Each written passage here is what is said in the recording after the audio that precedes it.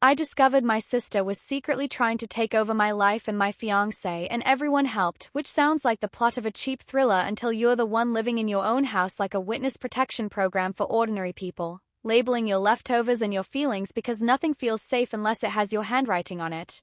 I'm Talia, 29, a UX designer for a health tech startup, which means I spend my days translating human messiness into buttons that make sense to tired thumbs. I prototype empathy for money. I make flows so patients don't feel stupid when they forget a password or mistype a date of birth. I didn't realize I'd need those same skills to survive my family, who will tell you they love loudly and often, while my older sister Myra gently slid into my life like a new skin she decided fit her better. I should tell you upfront what taking over my life looked like because people always imagine something cinematic. There was no single dramatic moment where she ripped off a mask and said surprise. It was smaller first. It was my mother calling her by my nickname and then laughing at herself. It was my favorite sweater vanishing and showing up on her Instagram captioned, "Borrowed from my little sister," followed by a heart, which reads like consent if you don't listen for the silence. It was Myra showing up to my dentist appointment because she'd accidentally confirmed it on the phone and the receptionist didn't notice the switch because we share a last name and our voices are cousins. It was her changing her hair to my cut because it's easier in the morning and buying the same shoes and texting me, twinning, with a photo that made me feel like a blurry copy of myself. My fiancé is Aaron, 32, a high school physics teacher who over-explains bread and apologizes to plants when he forgets to water them. We met at a birthday party. I tried to leave early. He made me stay by asking me about the weirdest error messages I've ever seen. He's gentle in a way that makes gentleness feel like a decision, which is rare enough to confuse anyone raised on sarcasm and hustling. He proposed 6 months after we moved in together on a Tuesday with a ring that isn't flashy but knows my hand. We were making pasta. He asked me how many minutes until al dente. I turned around with a spoon and he was holding something much more tender than spaghetti timing. I said yes and then immediately texted a photo of my hand to my mother and, because this is my first mistake in the story, my sister. My mother sent 19 heart emojis and then asked what size dress she should buy in case she happened upon something. My sister didn't respond for an hour and then wrote just one word, "Finally." She started small. Myra has a way of entering rooms like she's been standing there all along. The day after the engagement, she took Aaron to coffee to talk logistics, a phrase that should be printed on hazard tape. She came back glowing about venues I'd never wanted and dates that didn't fit with our budget or my grandmother's hip surgery. I know, it's your day," she kept saying, "but you'll thank me." She added our friends to a group chat labeled Bridal Brains and moderated it like a cheerful dictator, announcing that we had decided on earthy neutrals, we had decided on a Sunday brunch because it's more intimate, we had decided we didn't need a DJ because her partner Luca knows a playlist guy. Aaron tried to include me in the heart of it, reaching for my hand when she spoke, asking, "Tal, do you like that?" every time she fired off an opinion like a fireworks show. I would nod because it's hard to fight a woman who says she did it for you. And it's hard to push back in a family where the nickname for conflict is being difficult. In my house growing up, Myra was the creative one, which meant rule bending was charm if she did it and a failing if anyone else tried. The first night my life pinched was when we bumped into an old friend of Myra's at the grocery store. "You must be Aaron," he said to Myra, reaching past me to shake her hand, eyes open and friendly in the way men are when there's no danger. "She talks about you constantly." He meant me. He was looking at Myra. She laughed, brushed it off, corrected him with a pretty smile. "She's good at those." On the drive home I said, "Why would he think you were me?"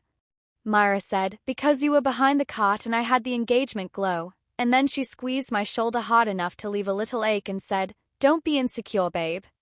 In my family, endearments are often duct tape. Here's where I need to admit something embarrassing. I doubt my own temperature. I have spent so much of my life counting everyone else's comfort, the airflow of rooms, the emotional climate of group chats, the weather of my parents' marriage, that by 29 I can't tell if I'm actually cold or if someone else looks chilly and I'm mirroring. So when I started to feel crazy about tiny trespasses, I wrote them down like bugs I wasn't sure were in the house. She accidentally forwarded my therapist's appointment reminder to herself and texted, "Oops, I hit yes for you, no worries." She ordered a beauty box subscription to her address using my name because they were having a deal and I didn't want you to miss it. She asked Aaron to help her hang shelves because he's tall and I'm impatient, and I said yes because I imagined the gentle catastrophe of her balancing a drill on a chair. I love my sister. Loving my sister is also the oldest chore I have. Then she started copying how I speak. Not just slang. Rhythm. Phrases I thought of as mine. In texting threads, she started using my exact punctuation, my m-habits, my double space after a period I can't shake. If you think this is petty, I want you to know that it's more than aesthetics. When someone starts to speak like you, people stop noticing the difference. The first time my mother actually confused our voices on the phone, she laughed and said, "You girls merge more every year." As if convergence were inheritance and not choice. My best friend Rhea was the first person to use the word boundary and not at me. She said it like a gift and then made us both coffee. "Say no to one thing this week," she said. A small thing. Then a bigger thing. See what happens. So I said no to the Sunday brunch venue. I said I wanted an evening wedding because night feels like permission to dance. Myra smiled like she'd been practicing for a toothpaste commercial and said, "Of course. Your day. Just be aware that some guests of a certain age won't stay that late." She looked at my grandmother, who looked at her knees. "We'll do it early evening," I said, compromise like a reflex. When I look back now, the moment the needle slipped from harmless imitation to invasion was so plain I want to go back and shake myself kindly. Aaron's mother invited us over for dinner. She was excited in a way that made me feel like a season had changed and I hadn't noticed. She brought out her old family photo albums, black paper, silver corners holding generations in place. She handed me a thin gold bracelet and said, "It was my mother's. It's yours if you want to wear it on your day." It lay on my palm like a yes passed down. I cried and she cried and Aaron took a photo on my phone because we wanted to remember both of our faces doing that at once. When I posted it gently, privacy settings on, family only, a caption that said something borrowed, Myra sent a string of hearts and then, 6 hours later, posted the same bracelet on her own story with a close-up shot and the caption, "Can't believe how perfect it looks," and people responded with, "You deserve it and knew you'd get it," and I felt something inside me sit down very suddenly and say, "I'm tired." Everything escalated after that. It's like she smelled that my patience was an exhaustible resource. The wedding planning became the set where she tested out my lines. The seating chart we built was suddenly hers, with people who hadn't made my list making her list, and then somehow being grandfathered onto ours because it would be rude to uninvite. She called my godmother and asked for the recipe to the cake I'd been dreaming about, then told me the filling was too mature for most people and she'd ordered a simpler one. When I protested, she cocked her head and said, "Tal, you're so stubborn," like she'd gotten the role of me and was trying out the lines. The night I understood I wasn't okay, Aaron came home from helping Myra build a bookshelf and smelled faintly like her perfume, gardenia and acclaim. He kissed my forehead the way you kiss a feverish child and said, "Your sister's hilarious," which is one of my favorite things about him, the way he likes people. I stared at him and the space around my eyes felt weirdly dry. "She wants us to do engagement photos at the conservatory," he said, "because the light is better at 4 p.m. on weekdays," and then he saw my face and stopped. "Do you not want that?" he asked, like a man who truly wants to get the answer right. "I don't want anything she tells me I want," I said, which would have been a joke if it hadn't been prayer. I tried the direct approach. I invited Myra to my apartment without any props or errands or other people to blur the edges. We sat at the counter. I made tea. I told her I loved her because I do. I told her I felt like she was getting very close to an edge that belonged to me. I used words like autonomy and agency and, "Can you please not wear the bracelet in your photos before I have?" She smiled at me like I'd told her there was spinach in her teeth and she just wanted me to get to the part where I was grateful. "You're being sensitive," she said. "You've always been. It's why you're good at your job. Let me handle the big stuff. You design buttons. I design days." I think I laughed because if I didn't I would have burst. "I design days," I said softly.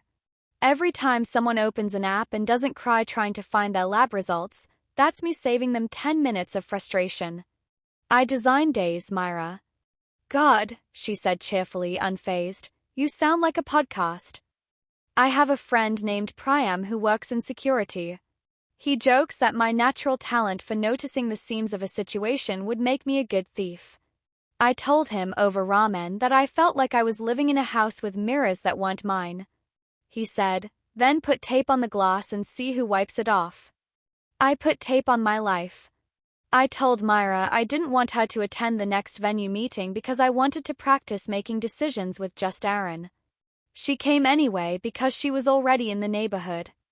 I put my phone on Do Not Disturb for a weekend and she showed up at the farmer's market and waved her way into our morning like an ad we couldn't skip. I said no to the bridesmaid color she wanted because it looked good on everyone, and she bought herself a dress in it anyway and tagged me in a story. Tape. Handprint. Bodies know before brains admit. I started waking at 3:11 a.m. with a specific dread. My appetite checked out. I made a tiny stack of sticky notes of my own phrases and stuck them in my wallet because if she was going to carry me around, I wanted to carry me too. Soft is not small, one said. No is a sentence, said another. I kept touching them like worry beads. The thing that proved to me I wasn't just sensitive was an email. It was from the hotel where we'd blocked rooms for out-of-town guests. Per your request, it read, we've updated the name on the master suite reservation from Talia K to Myra K. My hands went cold so fast I had to sit down. I called the hotel. Myra had called to correct a mistake and put her card on file for additional charges. I cancelled the change and called her. She answered on the second ring and said hi the way people do when they are trying on innocence. Why did you move our suite to your name? I asked, not bothering with a hello.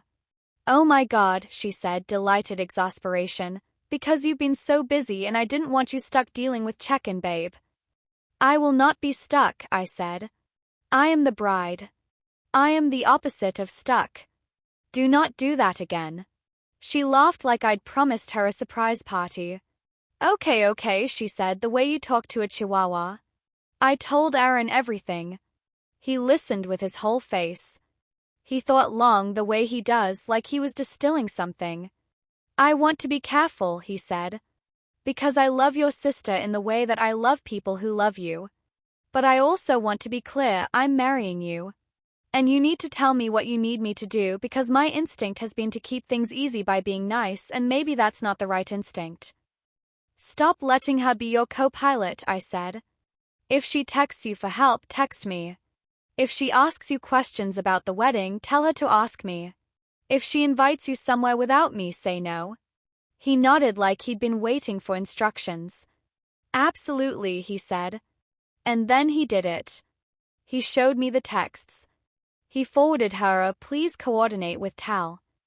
He told her he was not available to hang shelves at 10 o'clock at night because boundaries don't start at midnight. When he stopped being a mirror to her story, Myra pivoted to mine. She called my mother with concerns about my decision fatigue. She told my aunt I was overwhelmed and she was stepping in to help, and by the time my grandmother asked me if I was sleeping and if I needed her rosary beads for the nerves, the story had made itself at home. I was fragile, she was capable. I gathered evidence not because I wanted a court case, but because my family speaks fluent receipts. I made a document, photos, emails, timestamps, syrupy captions that looked sweet until you compared them to mine. I printed the hotel email. I included the dentist appointment confirmation. I added screenshots of her posts wearing the bracelet, her identical haircut, the forwarded invites she edited without asking me. I thought of it as a design brief for my own life, a user journey of a woman being hollowed out by a nicer woman. The showdown happened by accident at our engagement party. We decided to do something small and bright on a rooftop, fairy lights and a taco bar and a playlist that leaned indulgent. We planned to make a short toast, nothing heavy, just gratitude and the usual jokes about how Aaron will be explaining physics puns to me until we're 80. I wore a white dress because clichés are comfortable sometimes. I felt like a person in a magazine who hadn't read the article. Myra was late, then arrived very on time by making it obvious. She wore white.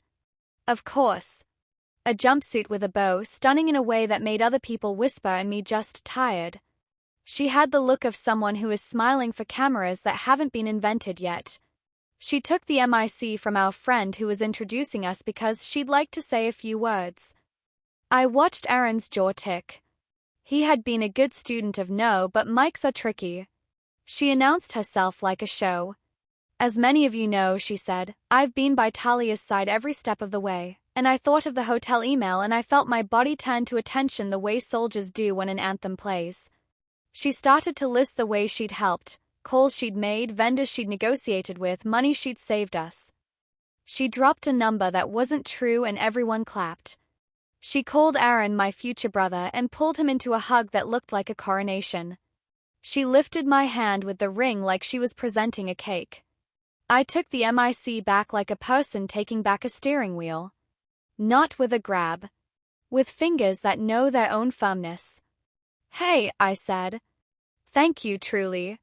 You threw yourself into this like you do everything you love. I made eye contact with my mother and my grandmother and my aunt and the 3 cousins who have always followed Myra like a weather pattern.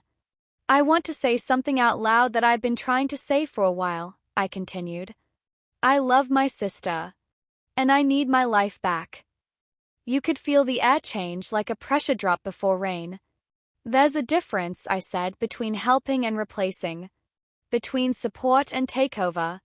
I know nobody woke up and said, let's make Talia feel like a guest at her own party. But that's what's been happening. I told them about the hotel email. I told them about the dentist appointment and the bracelet. I told them about the way she called vendors and introduced herself as me because she thought she could do it more efficiently. It's not efficiency, I said. It's identity. And it's mine. Myra laughed into the mic. Tal, come on, don't be. Don't say sensitive, I said, and my voice went quiet in a way that makes people listen. Because sensitive is not an insult and it's not an answer. I put the printed emails on the high-top table like cues. I can show you where the line is, I added, but I need you to stop pretending it isn't there. Aaron stood beside me like a person who has decided where to stand and why. He took the mic so I could breathe. I love Myra, he said. She's family. But I'm marrying Talia, who has a spine I'm jealous of and a brain that saves people 10 minutes of frustration a day, which adds up to a lifetime. We want help. We do not want a substitute teacher who writes her name over Talia's on the board. Some people clapped. It was not the rom-com swell. It was awkward and honest and a little brittle. My mother's mouth went thin. My father made that kids these days face middle-aged men make when the women in front of them are unwilling to be charming about boundaries.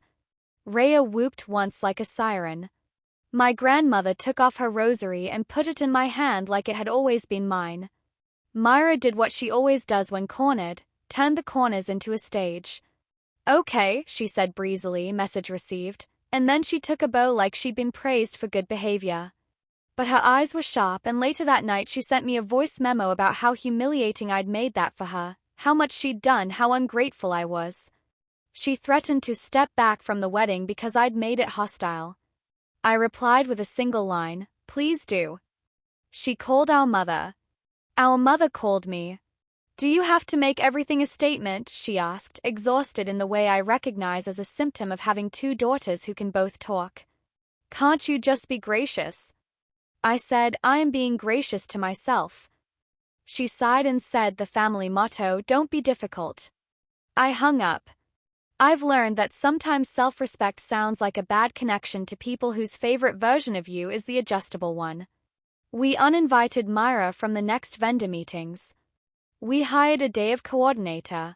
We asked for all contracts to be updated to my name and Aaron's in writing. We changed the suite passcode. Aaron blocked her number for a week, which felt dramatic and was necessary. She posted a few ambiguous stories about fake people and sisters who don't appreciate the grind, and our cousin sent me DMs with eyeballs and you okay, and I replied yes, and then muted the thread because you can't heal with an audience. There's no clean ending I can hand you like a ribboned favor. Myra did not apologize in a way that satisfied the part of me that still wants older sisters to be the mothers we didn't get. She did stop. There is a difference. She showed up to the wedding in a teal jumpsuit that looked like a sexy wave. She did not wear white. She did not take the mic.